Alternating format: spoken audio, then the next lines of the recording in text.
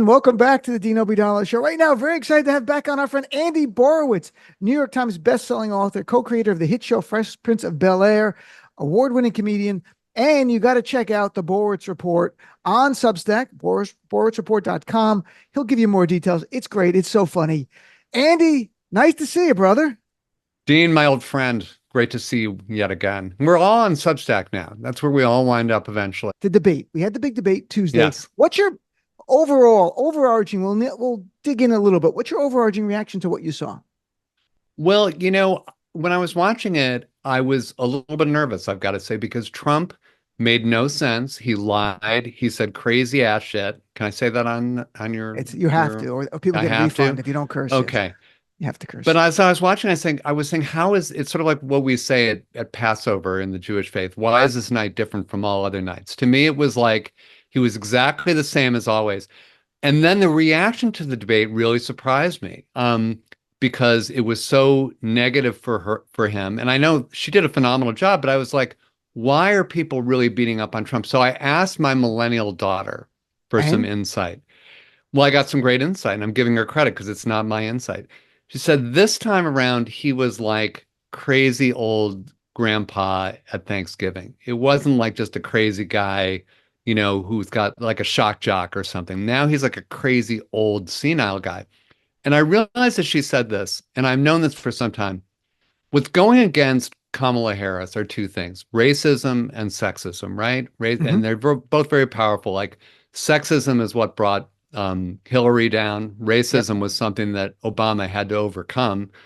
But something is bringing Trump down right now, which is a very powerful force in America. I think as powerful as racism or sexism, except it's more tolerated, which is ageism. In the United States of America, we are allowed to hate old people, even though we are all going to be old eventually. Some of us, in my case, sooner than others. But what's amazing is, like, when I was in Hollywood, Dean, when I was a TV producer, ageism would start kicking in when you're around 35. Like, you were like a comedy writer. By the time you were 35, you were considered kind of over the hill. It was time to maybe think about doing lawn work or something else. And I decried ageism at the time. And I always do because, like commercials now, we're allowed to make fun of old people. We're allowed to make fun of old people having memory issues, hearing issues, all of that stuff. So I decry ageism because, folks, if best case scenario, it affects you, it affects all of us unless we die young. However, in this one rare instance, I will give ageism a pass because ageism may actually save our democracy because people are reacting to Trump differently this time. They're saying like, no, he's a crazy old man. And look, the old thing brought Biden down. I mean, that is like Biden was clearly, the beginning of that debate, I said, he just cannot be the nominee. He can't be president.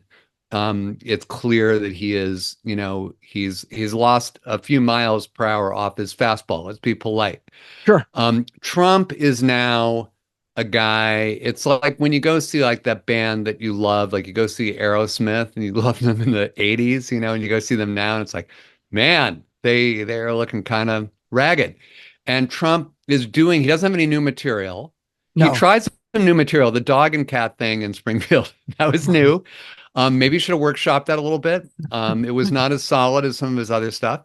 But really, if you look at it, his act is now really about 40 years old because he's been doing the demonizing foreign countries thing really since the 80s. And he's been doing the racism thing, as Kamala Harris pointed out quite accurately, since the Central Park Five, which is the 80s. Right. So he doesn't have new material.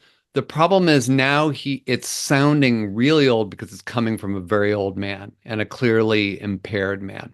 So that is my take. It's like, I'm anti-ageism, except in this one rare instance. And I will also say, I'm really being more ableist than I am being ageist because there are some very old people in our country who are still killing it, like Nancy Pelosi. Fauci. I met Fauci. Fauci's doing great. Nancy Pelosi, who I sometimes confuse with Nikki Haley, but both of them are doing well. Right. I think Liz Warren is not as old as those people, but she's in her 70s and, she has not lost anything.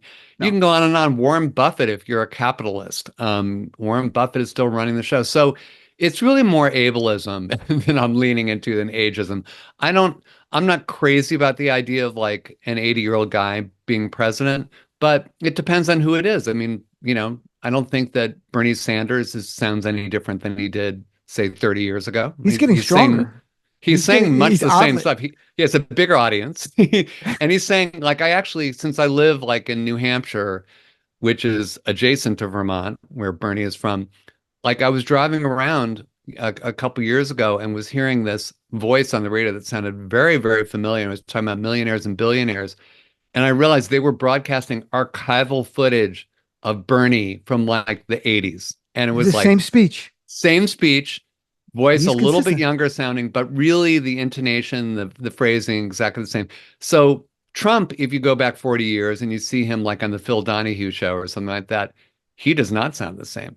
He actually he's saying stupid things, but he's very coherent and he's completing sentences. He's kind of glib. He's kind of like this glib young guy. Now he's really barely functional.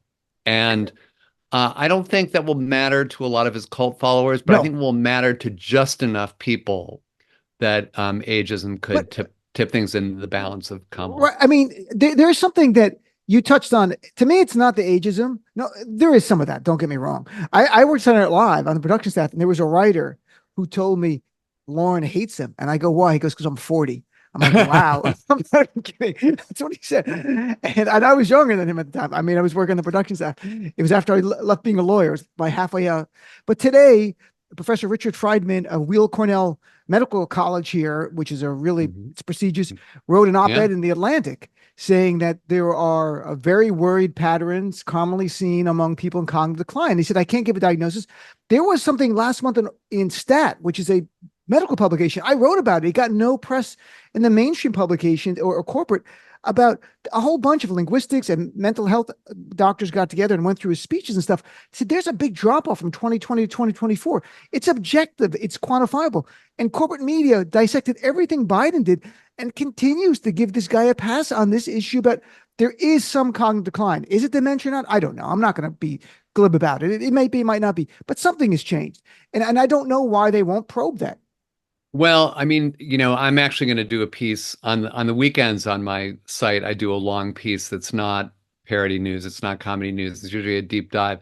And I'm actually going to do a piece about the New York Times, really decades long relationship, I would say love affair with Donald Trump. Because, what's happening now is people's New York Times subscribers seem really pissed off that all of a sudden the New York Times seems to be kind of pro-Trump or being very both sidesy.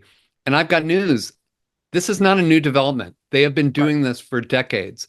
Back in the 70s, when Donald Trump and his father were banning Black people from the rental buildings, as Kamala Harris pointed out during the debate. Yep. They did report on that in the New York Times, but then they did this unbelievable puff piece about Donald Trump where they compared this woman. I mean, they must have found the most credulous reporter on the New York Times because this woman talked about how he was identical to Robert Redford. I'm not kidding. And then went on and on, really republishing all these lies by Donald Trump about how, and Donald Trump still does this and no one fact checks it. To everybody listening, Donald Trump did not go to Wharton Business School. He did not. He went to University of Pennsylvania undergraduate. He took business courses. Now, look, I am a snob. For 2 okay? years, by the way. He went to Fordham. He started at Fordham. I went to Fordham 2 years, and then no one claims him at Fordham. No one claims him at Fordham. He's in no literature. No one's in anything but Fordham for 2 years, and then transferred to UPenn. And nobody at Union. And I reported on this in my book. Nobody at Union. I really repeated the student newspaper at UPenn did the reporting, and I just repeated it. Nobody from his class at UPenn could remember ever meeting Donald Trump. I don't even know if he attended classes there. So Donald Trump he's not a Wharton grad. But he said this to the New York Times. He said he went to Wharton. He said all this stuff. He said that his mother is he said, people thought he was Jewish and he's not. He's like Swedish. He's not Swedish. He has no Swedish heritage. Unless he suddenly turned Swedish like Kamala Harris. Right. But he gave them all these lies, which nobody bothered to fact check. And then years later, about 10 years later, Bill Geist, Willie Geist's dad, who wrote for the Times, wrote a piece very belatedly about Donald Trump, where he went back to this piece and said, oh, by the way, we messed some things up. We didn't catch these lies. But the New York Times has done this thing of promoting Donald Trump for decades. And the reason why I'm beating up on them, because really just as an example, but all the media has really given Donald Trump a free pass. And the reason is that Donald Trump has been very good to the media. He's been very good for generating clicks, very good for, in the old days, selling papers. That's why he was always on the back pages of New York newspapers, the tabloids. Yep. And so they've had a love relationship with him. As the media has been dying, as the corporate media has been dying, they've needed Donald Trump more than ever. So like I've watched very studiously on Substack, I've watched all of your outrage notes, Dean, where you're like saying, when is the corporate media going to point this out about Donald Trump? And my answer to you is when they stop making money on Trump. So in other words, that's another thing we can accomplish with this election. If we can just consign him once and for all to the Mar-a-Lago retirement home, we won't have to read about him anymore because he won't be able to sell anything. He won't be able to sell digital subscriptions. Access to Donald Trump, which he's always been so good about giving to the media, will no longer have any value. So it's unfortunately the rise of Donald Trump directly correlates with the decline of legacy media. As their corporate and business model has collapsed, Trump has become even more important to them because they don't have many sources of, clickbait, attention, media. And people will say to me as a comedy writer, they'll say, what are you going to do if Donald Trump loses? I mean, won't that be terrible for you? And I'm like, dude, that would be awesome for me. I wrote for 8 years during Barack Obama's presidency, when he was the most boring president we ever had. He was always so careful never to say anything interesting because he didn't want anybody to write anything about him.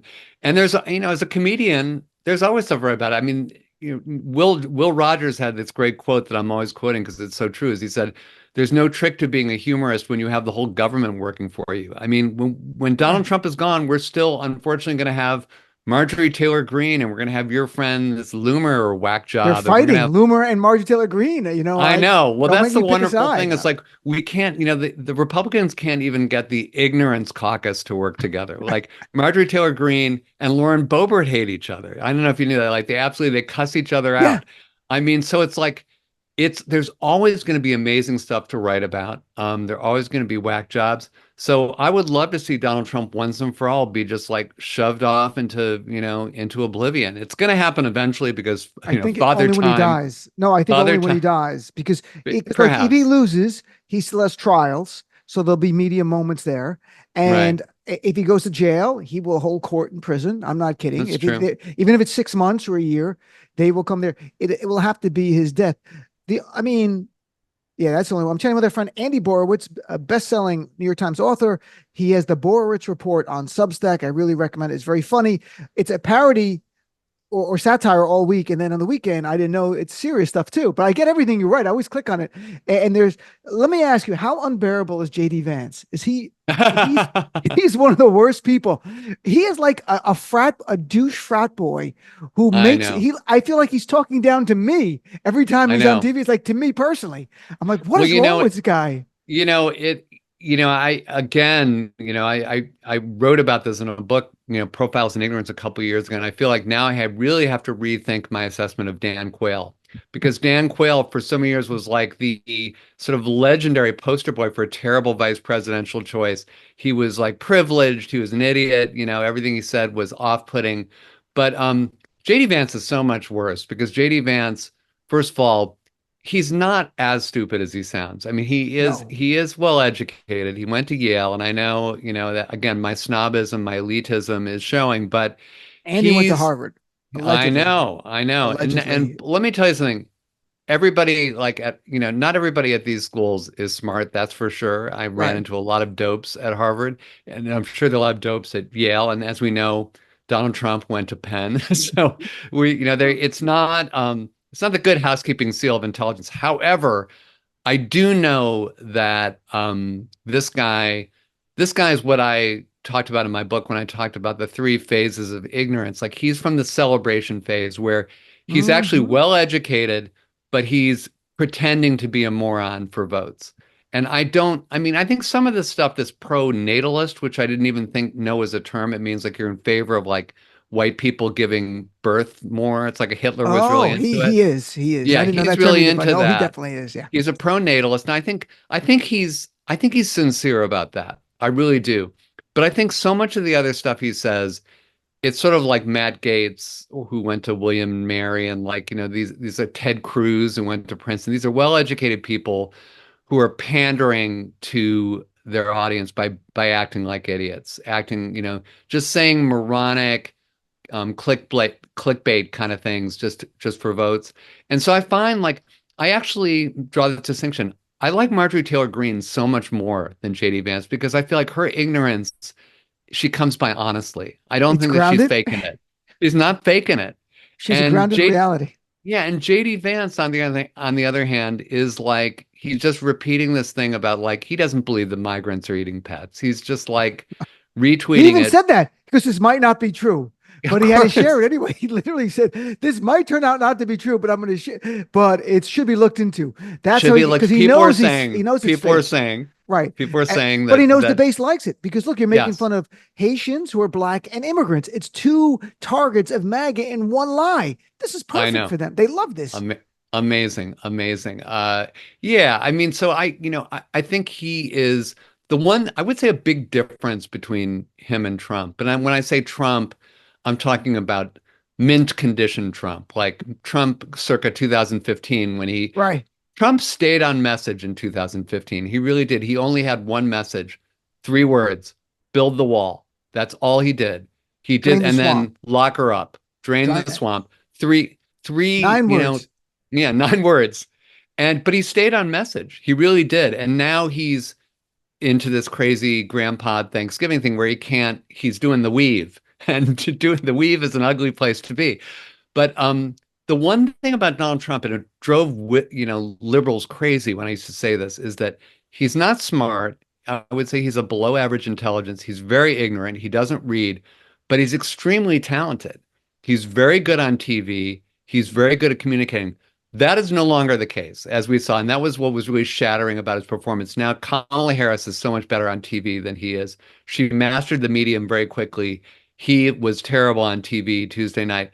However, I would say the difference between, let's say, circa 2015 Trump, mint condition Trump, and this was also true of like mint condition Ronald Reagan. They would say things that were appalling, but they had charisma and appeal to the people who liked them. They had talent, in other words, Right. performing talent. JD Vance has no talent whatsoever. He doesn't look good on TV. He doesn't sound good. He's a dude who you hate. He can't order a fucking donut. I mean, how untalented do you have to be to say, I'll take a glazed one? You can't say, I'll take a glazed one, I'll have a jelly donut. You say, whatever makes sense. Who would say that? It's crazy. So, I mean, he is absolutely devoid of talent. And that's also a problem that Dan Quayle had. Dan Quayle was as True. ignorant, like Reagan was as ignorant as Dan Quayle, but Dan Quayle couldn't hide it. Dan Quayle would just say moronic things. And I mean, my favorite quote from Dan Quayle, I have so many of them in my book, but my favorite quote was he said, I've made good judgments in the past and I've made good judgments in the future. I mean, I loved him. He was just divine. But no, JD Vance is just he's an asshole who you see a million miles away and you He's cross the not a good street. faker. Like he was No. slamming Taylor Swift for being disconnected to the average people. And what is he doing today? Literally, JD Vance is in New York City, where I live, at a $10,000 a plate breakfast this morning down in Wall Street, raising $1 million. And then tonight, $50,000 a couple person. And these are his friends from his time as being a hedge fund guy. Like Yeah. he is such a faker. That's Yeah. the thing. Trump, you know what's weird about Trump? This is not, I despise the guy, but there's an authenticity to his bullshit that somehow Absolutely. rings true. JD Vance, you can't, it's like Ted Cruz. You're not good at that. You're not good at what you're No. doing. And you could lose in Texas. It just, he's lucky because the state lines up. If it was really Yeah. a purple state, Ted Cruz would lose and they'd run a different Republican in 6 Well, I mean, years. the thing about Trump is a bridge and tunnel guy. He's from Right. Queens. He tried to make it in New York. He built buildings in Manhattan, but he was never accepted. He was always a clown in Manhattan. And for a number of reasons, even going back to his childhood, and Mary Trump writes very eloquently about this in her various books. He has genuine grievances. Like he is an aggrieved heir. Like he's inherited all this money, but his grievances aren't fake. They're real. He feels like he's been treated, as he would always say, very unfairly, starting with by his parents. Like he felt like, his father really did a number on him. And so he's so damaged. But when he does his speeches, again, I'm talking about mint Trump. I'm not talking about Right. I crazy understand. grandpa Trump. When he would do his speeches, people in the audience who had genuine grievances, whether it was about the economy or losing their jobs or foreign workers or whatever they'd been riled up to believe was the problem, which usually in most cases were not the problems, but they were told they were the problems. Trump's grievances connected with theirs, like his authenticity, his authentic sense of having been done by badly connected with them. I think he started losing people a little bit when his grievance started being, I had the election stolen from me, because really the only person who can relate to that is Al Gore. I mean, Right. there's no one else in the It's a good country point. really had that happen to them. So the more he gets into the weeds of it's a rigged election and they stole the election from me, I think that's why, as Kamala said, people start like streaming out of his rallies. Honestly, the only thing I think she got wrong was when he starts talking about the late great Hannibal Lecter. That would actually keep me in my seat. I would actually want to hear the end of that. That shit sounds awesome. But the other stuff, like when he just goes on and on about how badly treated he's been, it's like, dude, sort of like when you're in high school and your girlfriend breaks up with you, and it's like 3 weeks later and you're still talking to her. It's like people really don't want to hear about it anymore. They want you to move on. And he's had like a good long time to deal with the fact that the country broke up with them. And I think Vice President Harris had a good line. 81 million people fired him, and he's having a tough time processing that. One of my favorite lines when he said, "I told Abdul, don't do it anymore." My late father, Abdul, that was his first name. His name's Abdul Musa, but like, you don't do it anymore. You're going to have a problem. I told Abdul that it's not even the name of the head of the Taliban. There is. No, but I love it. I just love that I want to think now that what really happened is just some random dude named Abdul called up the White House and got Trump on the phone for like half an hour. And Trump thinks he talked to the head of the Taliban, because Trump wouldn't even Google. It's like, hey, you won't believe it. Abdul called. I love Abdul. Okay. I want Abdul, whoever he is, to come forward now. He's probably a guy in New Jersey. He's an accountant, and he was just kind of pranking Trump. And now he's like the head of the Taliban in Trump's mind. It's kind of remarkable. Last thing here in the last minute. So Taylor Swift, you invoked her. Do you think she has Yes, an impact on this? What do you think? I do. And I'll tell you, and it's not just because my daughter, who's 14 and is in the sweet spot of Swiftiness, is a Swiftie. I'm also a Swiftie. I mean, I actually introduced my daughter to Taylor Swift because when she was around 4, I started playing Taylor Swift and Katy Perry for her quite a bit. Oh, And over time, in her mind, and I think in the minds of most people, like Taylor Swift just completely eclipsed Katy Perry, although I still like Katy Perry a lot, and I give her a lot of credit for her political activism in the past, by the way, and I'm sure she's doing stuff now.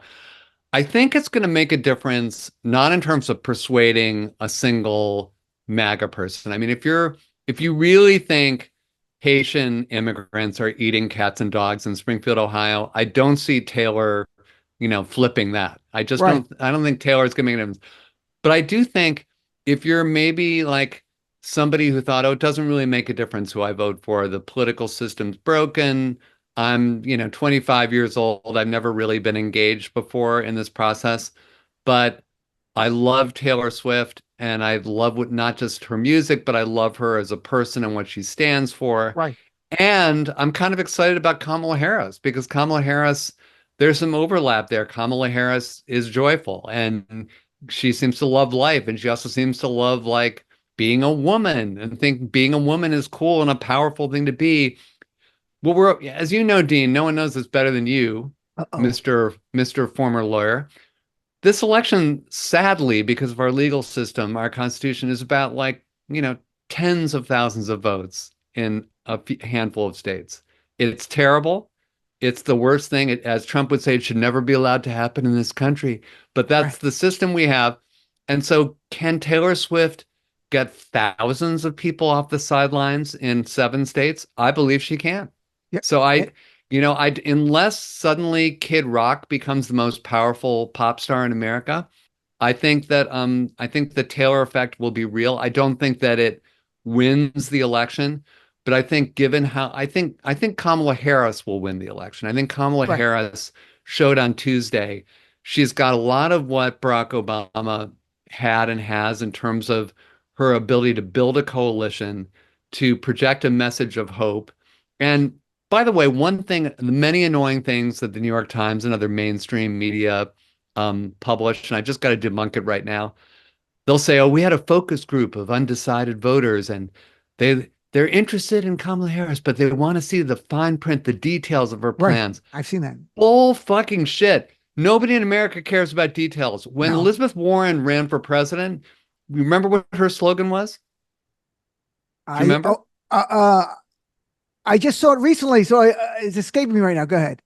It was, "I've got a plan for that." I got a plan It for that. was That's right. I just saw it it was recently. that Right. every single thing, whether it was healthcare, whether it was the environment, climate change, she had a plan. No one in America wants a fucking plan. When you get your health insurance, like that huge, pamphlet, not pamphlet, that booklet that tells you about your Right. deductible and all that shit, no one reads that. No one wants a No. plan. People want hope. They want change. They want Obama did not have a plan. I hate to be so candid about that, but I just think when the undecided voters are saying that, what they're really saying is we're not sure yet about whether we want to vote for a black woman. But I that's just my take. That's just I my agree. take. Andy, I want to thank, that was the fastest. We were on for 30 something minutes. It was great chat. Again, the BorowitzReport.com, BOROWITZ report.com. Substack, it's free. It's sign up for it. I can't recommend it enough. It's satire during the week and serious stuff. And Andy, hopefully we'll chat again before election day. We'll see where Let's things do it. are. I We'll was hear just what your thinking, millennial daughter says and others are saying to you. I know, I was just thinking the same thing. We have we have so much to discuss, and it's best that the American people hear it from you and me. I think so. All right, Andy. Thanks, my And by the friend. way, if we don't talk before, then say hello to Abdul for me, because I know that Say hi to Abdul. I know that you're very well Take care. connected. I'm going to call him now. All right. Bye bye, my friend. Bye bye.